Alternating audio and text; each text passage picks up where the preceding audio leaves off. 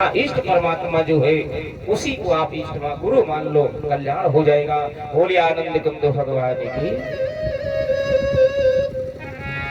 तो 10वां दरवाजा मिलेगा, लेकिन आज ही अगर आप दे देंगे हम तो कल आ पाओगे नहीं, फिर उसी को खोजने के लिए चले जाओगे। लेकिन मिलेगा कब? जब आप प्रश्न करेंगे। क्या करेंगे? बोलिए गोविंद भगवान की। अरे भगवान के से अरे भजन से दिल न चुराना, जय हो। जब तक रहेगी जिंदगी फुर्सत न होगी काम से, कुछ समय ऐसा निकालो प्रेम कर लो राम। ये कहना ये 10 दरवाजा, जो 10वां दरवाजा है ये जब ही मिलेगा। कब? अरे भजन से दिल न चुराना है, चुराना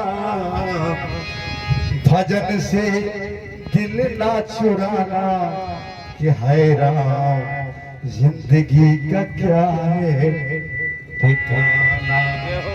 अरे भजन से दिल ना चुराना, अरे चुराना भजन से दिल ना चुराना कि है राम जिंदगी का कौन हो जाते हुए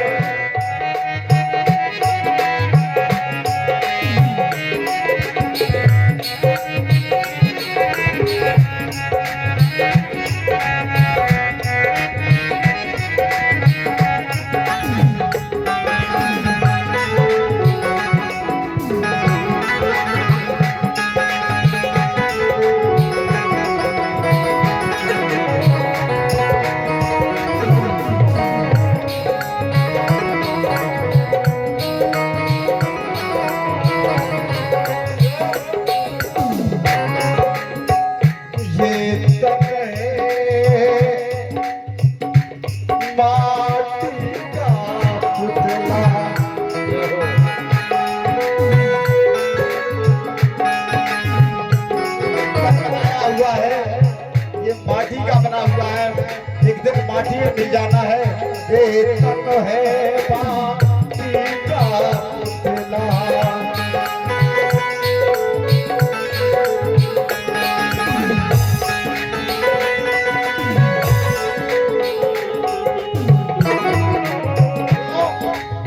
खून परे धुल जाना, खून परे धुल जाना ये है राम जिंदगी का क्या है।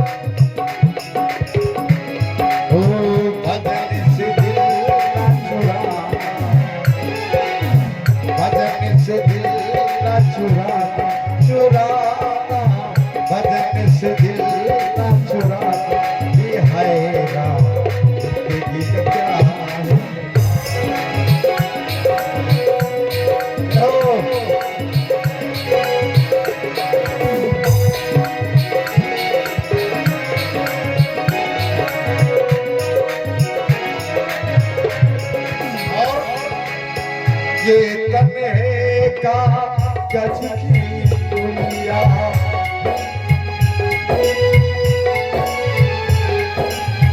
ये तन्हे का गज की दुनिया, हवा चले उड़ जाना, हवा चले उड़ जाना कि है राम जिंदगी का क्या है।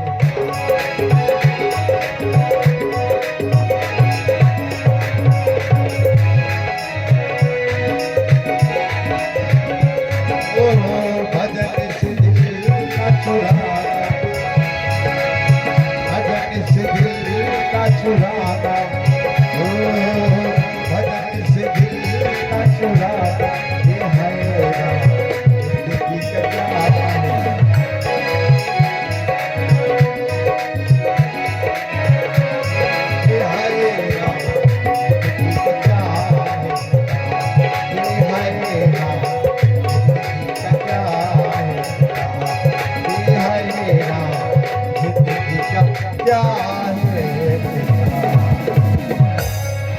गोविंद भगवान की जय। तो परीक्षित जी ध्यान दें, फुर्सते आओगे शादी विवाह से, कोई दिक्कत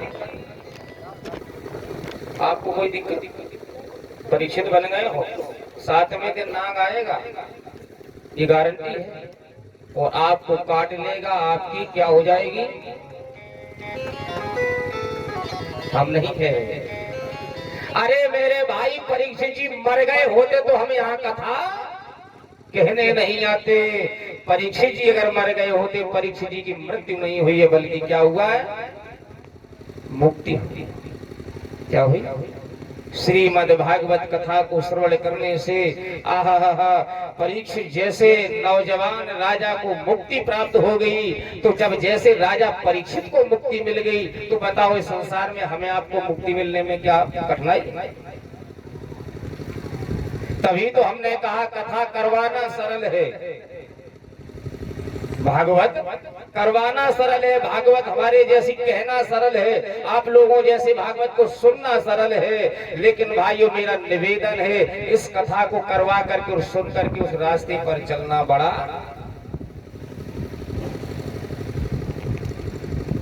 भागवत जगह जगह हो रही है। अब भागवत में से महाराज जी श्रोता वक्ता सभी की हम बात कर रहे हैं। हमारे सनातन संस्कृति को अगर बिगाड़ने वाले सबसे ज्यादा हमारे जैसे ऐसे लोग बैठे, इन्हीं ने बिगाड़ा है। भागवत में से अब महाराज जी केवल भाव निकल गए हैं, भाव हटा दो, भागवत में से क्या बचा? भागवत में से भाव हटा दो, क्या बचा? गवत गवत बचा कि नहीं बचा? कहीं भी कथा आप सुनने जाओ तो बताइए महाराज जी भागवत में केवल गवई गबर हो कि नहीं गबर हो? भाव कहीं है तो बताओ मुक्ति मिलेगी?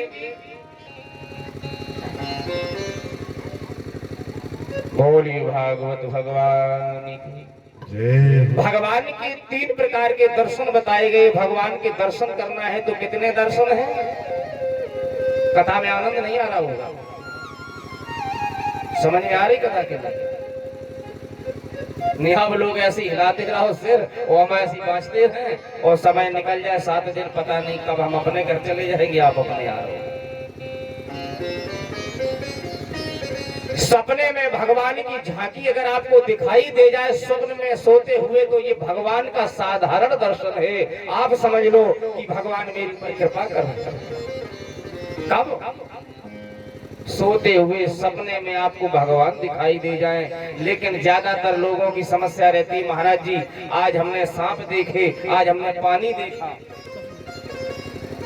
इसीलिए भगवान के दर्शन करना है। अगर सपने में भी भगवान के दर्शन हो जाए तो समझ लो ये साधारण दर्शन हो गए। मंदिर में मूर्ति में भगवान के दर्शन हो जाए तो ये मध्यम दर्शन कहलाता है। और ईश्वर का परोक्ष दर्शन, अपरोक्ष दर्शन हो जाए तो समझ लो ये उत्तम दर्शन।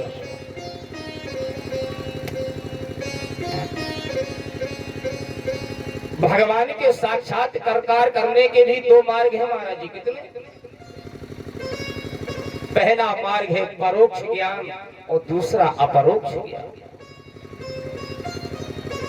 ईश्वर का ही सब में अनुभव करते करते जो उसी में एक स्वरूप हो जाता है, केवल वही ईश्वर के परम स्वरूप को जान सकता है। वेदांतों में इसी को अपरोक्ष साक्षात्कार कहते हैं कि सिया राम मैं सब जग जानी करहु प्रणाम। ये समस्त चराचर सिया राममय है, सभी को परमात्मा समझ करके उसको प्रणाम करना चाहिए। लेकिन आजकल देख रहे हो राम राम करने में लोगों को बड़ी कठिनाई होती है, मुंह फेर लेते हैं। कि मास्टर साहब स्कूल जा रहे हैं तो लड़के देख रहे हो क्या करते हैं, माँ साहब प्रणाम कोई। पैर छूने की भी महाराज जी स्थिति बदल गई है। आज के कलयुग में चरण कोई स्पर्श नहीं करता है, गुरुजी के ना माता पिता के, केवल ये घुटने। क्या होता है? सदाचार बिल्कुल समाप्त होते जा रहे हैं।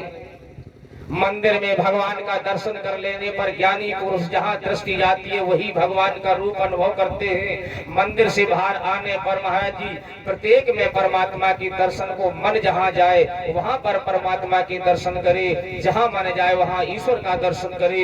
यही ईश्वर का असाधारण दर्शन कहलाता है।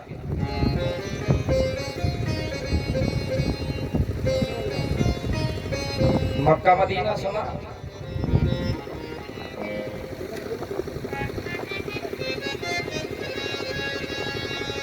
हमारे मक्का में महाराज जी भगवान भोलेनाथ विराजमान थे।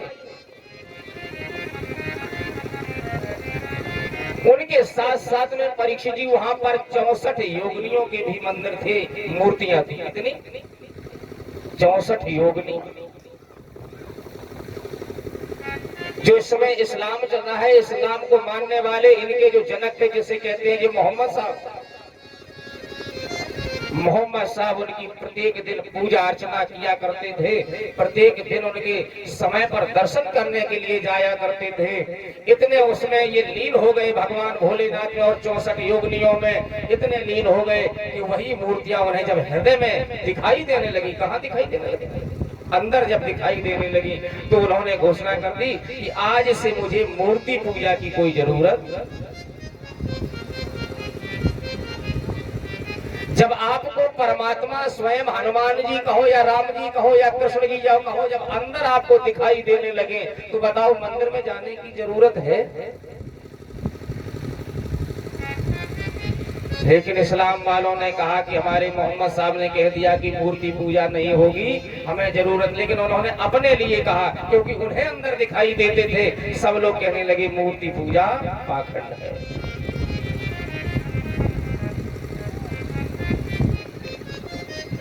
बोलिए आनंद कंदो भगवान की जय हो। अखिल जगत जिसे ब्रह्म स्वरूप दिखाई देता है वही ज्ञानी है। ज्ञानी तो अनेकानेक घूमते हमारे जैसे तिलक लगाने वाले हैं। हम ज्ञानी नहीं है, हम तो अज्ञानी हैं। अब आप लोग बताइए, व्यास जी बड़े हैं कि आप लोग बड़े हो? कुछ लोग तो कहते हैं कि महाराज वे भतीजे लगा, जो फलाने लगा, तो पंडित जी की हम पे कैसे प्रणाम करेंगे? प्रणाम तो परमात्मा को किया जाता है महाराज जी। अब बताइए वक्ता बड़ा है कि श्रोता? आप लोग कह रहे होंगे कि पंडित जी ऊपर बैठे दास जी बड़े हैं, लेकिन नहीं। मंदिर पर महाराज जी ऊपर कौन बैठता है और मंदिर के नीचे कौन बैठता है, इसका अनुभव करो। बताओ महाराज जी, भगत जी, भगवान कहाँ बैठते हैं? मंदिर के नीचे। और मंदिर के ऊपर कौन बैठता है? सुबह छोटे छोटे बच्चों के हाथ से रोटी छीन लेने वाला, उड़ने वाला। तो समझ लो हम कहाँ हैं और आप। अगर दूसरे शब्दों में समझा जाए तो आप बैठे हैं जमीन पर, हम बैठे हैं चौकी पर। तो हम कौन हैं?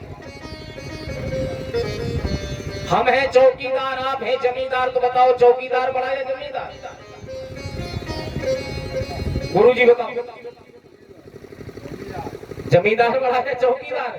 तो इसीलिए आप लोग बड़े हैं। जाना सोचो बेई पंडित जी कथा कहाँ आए जी हमारे खूब साल न रहे हैं। इसीलिए समय से कथा प्रांगण में आकर के भगवान की अमृतमयी ज्ञानमयी वैराग्यमयी कथा का रसास्वादन करके अपने जीवन को लाभ प्राप्त करें। बोलिए आनंद कंदो भगवान की।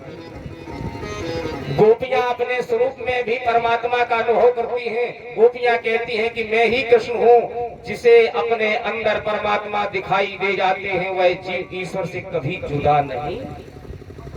तो भगवान को कहाँ देखने की जरूरत है? परीक्षित अपने अंदर। और अपने अंदर भगवान नहीं दिखाई दिए तो पूरी पृथ्वी पर भ्रमण करते रहो, तीर्थ घूमते रहो, गंगा सागर जाते रहो, कोई कल्याण होने वाला।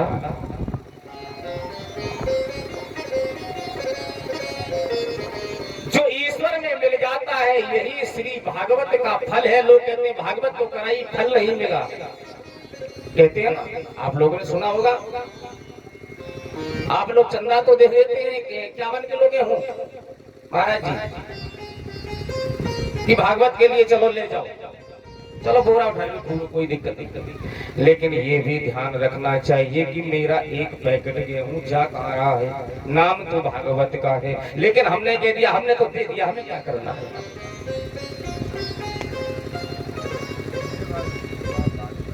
और एक निवेदन मेरा आप लोगों से है, भागवत में, कथा में, किसी भी कार्यक्रम में, धार्मिक कार्य आयोजनों में अगर आप पैसा दान करो तो एक निवेदन करना, कभी अपना नाम नहीं बुलाना।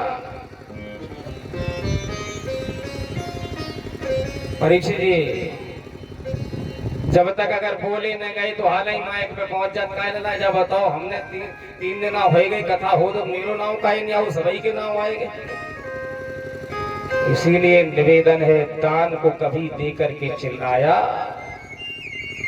किसी को भोजन कराने के बाद आपने कह दिया कि मैंने फला व्यक्ति को, संत जी को भोजन कराया, तो भोजन कराने का कोई औचित्य रहा।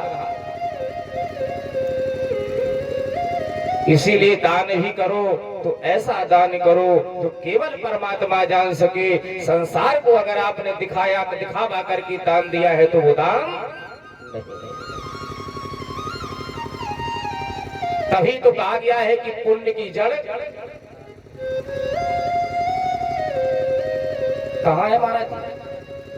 पुण्य की जड़ पाताल में है, और पाप की काऊ ने सुनी कब आज दिन तक?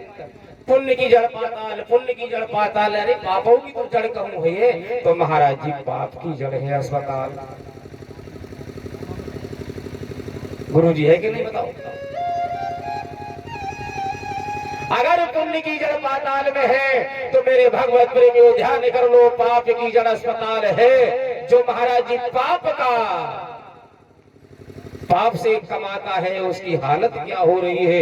भाई का धन, बेईमानी का धन, और हम लोग जो कर रहे हैं यजमानी का धन, ये सब कोई पचा नहीं।